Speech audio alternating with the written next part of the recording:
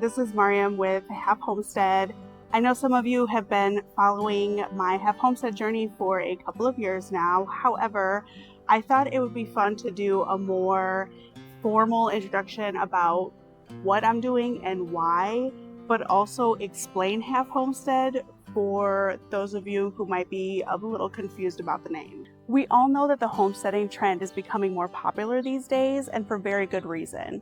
There's something that feels powerful and makes me proud when I can grow and can my own food, bake and cook from scratch as much as possible, but especially knowing that I'm feeding myself and my family foods that aren't filled with preservatives, all those unnecessary additives, and toxins. I think we can all agree that the food that we're buying from the grocery store is getting more and more expensive and less healthy. We're being forced to spend more money and we're receiving lesser quality in the food. And unfortunately, we can't do a single thing about it except grow it ourselves.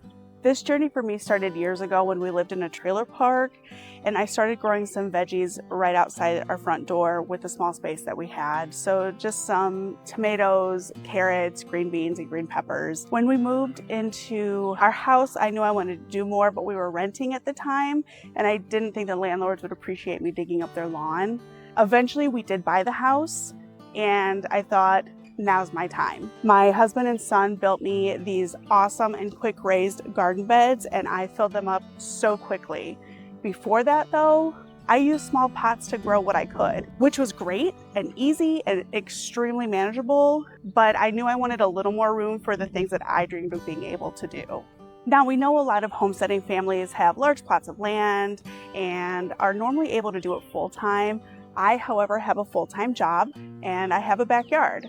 I'm here to tell you that you can still homestead with that. And if you have an apartment or if you are living in an area with a very small space, start with pots. Use pots. You can grow just about any herb and vegetables in pots, buckets, and even laundry baskets. I'd love to be able to homestead full-time, but en esta economía?